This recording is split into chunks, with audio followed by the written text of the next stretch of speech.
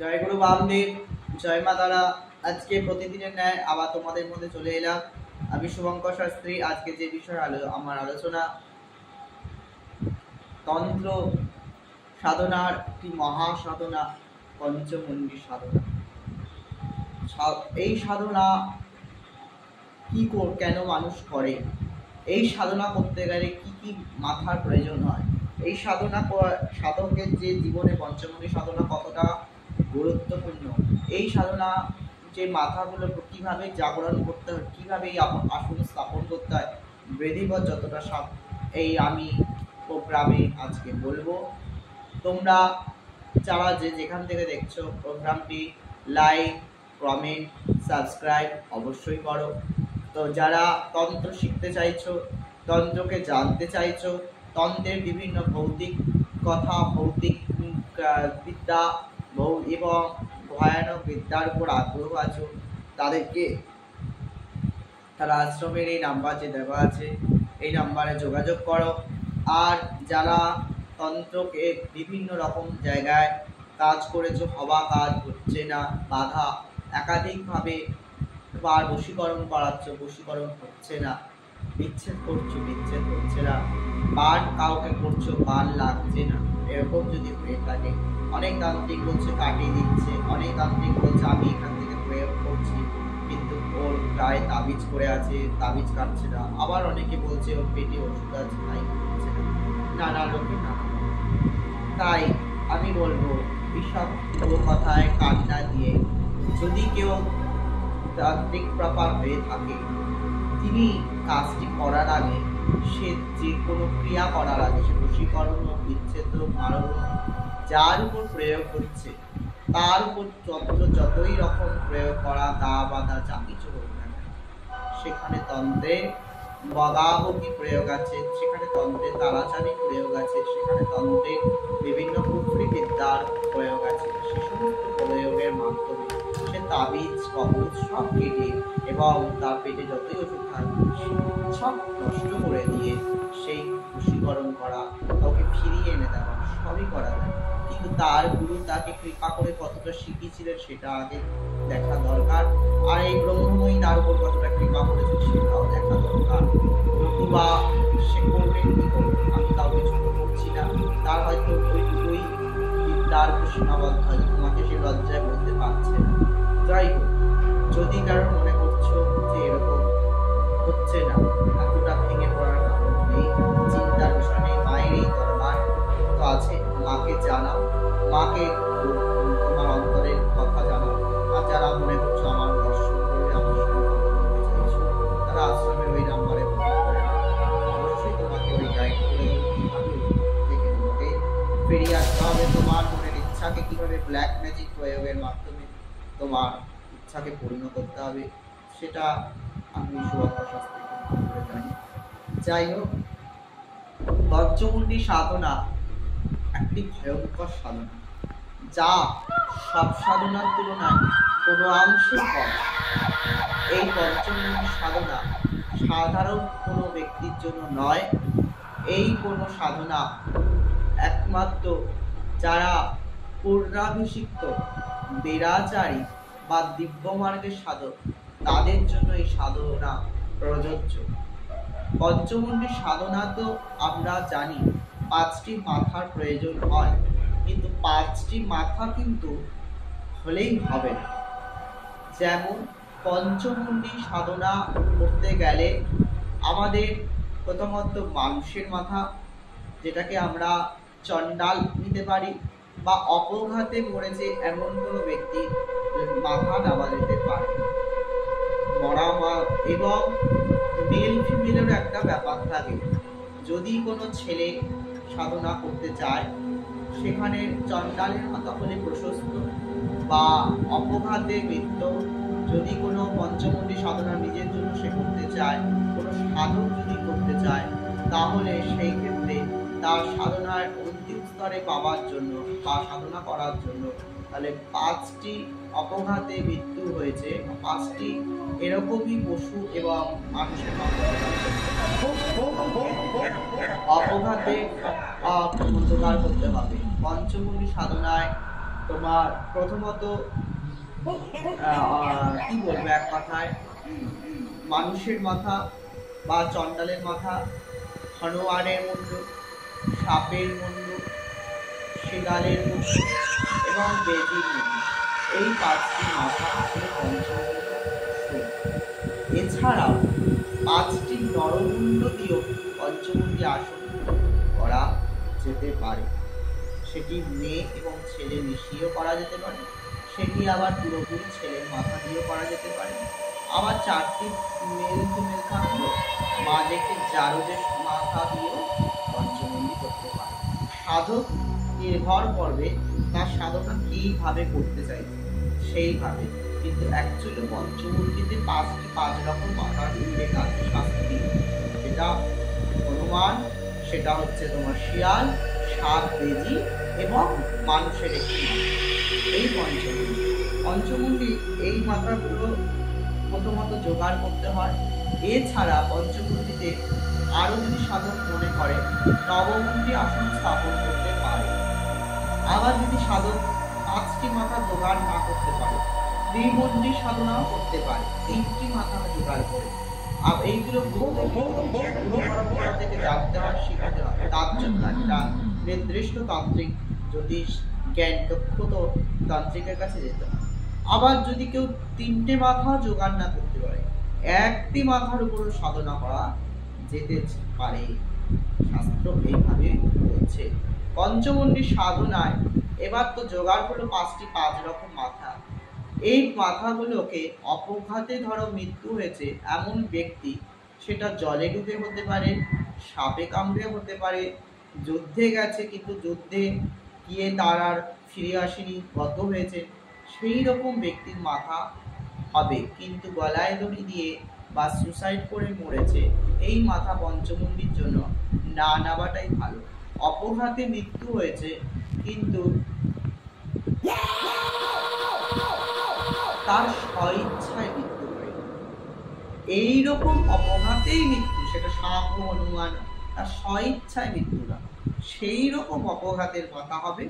আর যদি ভালো হয়, শ্মশানে যে ডোম, আমরা তাকে চণ্ডাল বলা হয় তাকে, বা নিচু জাত সাঁওতাল হতে পারে সেই নিচু জাতের মধ্যে চারা, সেই ব্যক্তির মাথা আমরা পঞ্চমুণ্ডীতে ব্যবহার করতে পারি। এইবার আমরা এই পঞ্চমুণ্ডী কোথায় করব? পঞ্চমুণ্ডী সাধনা করতে গেলে বা পঞ্চমুণ্ডী আসন নিজের বাড়ির মধ্যে করা প্রথমত যায় না। কেন করা যায় না? পঞ্চমুণ্ডীর 5টি মাথার এই যে ভাইব্রেশন, এবং এটি বাস্তুতে অনেক ক্ষেত্রে শ্মশানময় করে তোলে। পঞ্চমুণ্ডীর এই আসনা প্রথম করতে গেলে বেল্লমূল, তেঁতুল বৃক্ষ, শিমুল বৃক্ষ, শ্মশান, শ্যাওলা গাছ এবং ঘন জঙ্গলের মধ্যে, যেখানে কেউ চলাচল সে ঠিকঠাক নেই, এই রকম জায়গায় করা যেতে পারে। তবে এইবার পঞ্চমুণ্ডী সাধনা এই মাথাগুলোকে শুধু এনে পুঁতে দিলেই হবে না। এই মাথাগুলোকে আনার পর তাকে প্রথমত, আর এই মাথাগুলো যদি বিশেষ করে মৃত ব্যক্তির মাথা,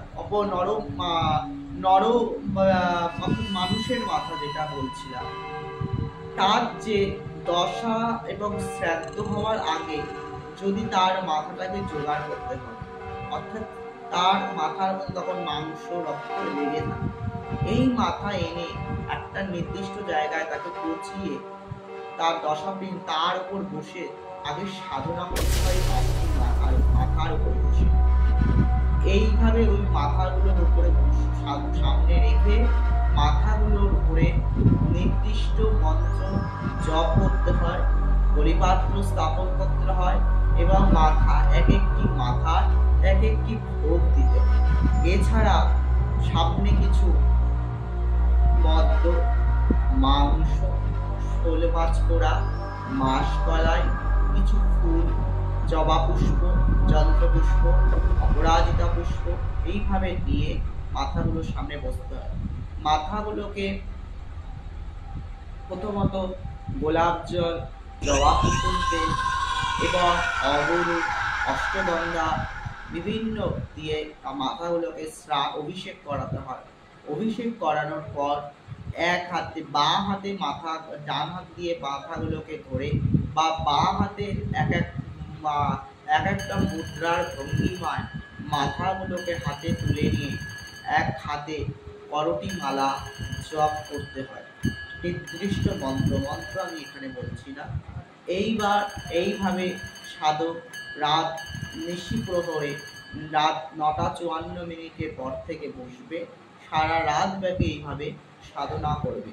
এইভাবে সাধক ৯০ দিন যাবৎ সাধনা করবে, ব্রহ্মচর্য করবে এবং রাত দিশাকালে এইভাবে মন্ত্র রোজ দিশাতে জপ হবে।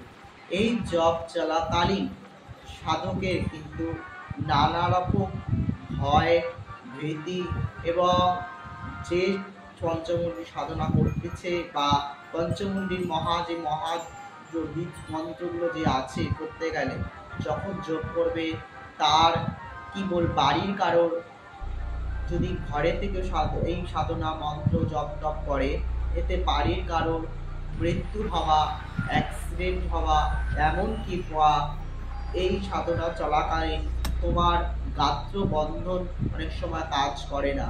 নিজের বীরত্বটাকে, এই জন্যই প্রথমে বলেছি বীর সাধনা, বীরত্বটাকে কাজে লাগিয়ে এই সাধনের মন্ত্র জপ করতে হয়।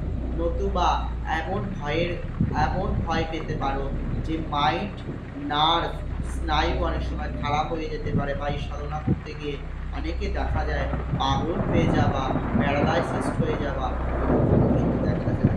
তাই এই সাধনা বুঝে শুনে ৯০ দিন করতে হয়। এইভাবে প্রত্যেক রাতে ভোগ লাগিয়ে সাধনা করার পর ঠিক আসবে ৩ মাস, অর্থাৎ ৯০ দিন হয়ে যাওয়ার পর একটি নির্দিষ্ট অমাবস্যার দিন দেখে এই মাথাগুলোকে একটি মন্ত্র ভঙ্গিমায় একটি কোন বিচার আছে, কোন কোণে কোন মাথা বসবে, শাস্ত্র এও ব্যাখ্যা করেছে।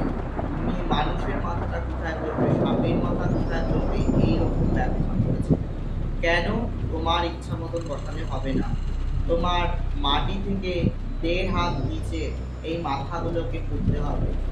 মিনিমাম ৪x৪ তোমার যেখানে পঞ্চমুণ্ডী আসন হবে তার মাপটা থাকবে মিনিমাম 4x4। এই পঞ্চমুণ্ডীর আসন হলে ভালো, যদি সেটা সম্ভব না হয় অন্তত ২ ফুটের উপরে করাটা, ২ ফুট বাই ২ ফুট মিনিমাম রাখতেই হবে, তার বেশি যাবে না, এটা প্রথম মাথায় রাখতে হবে।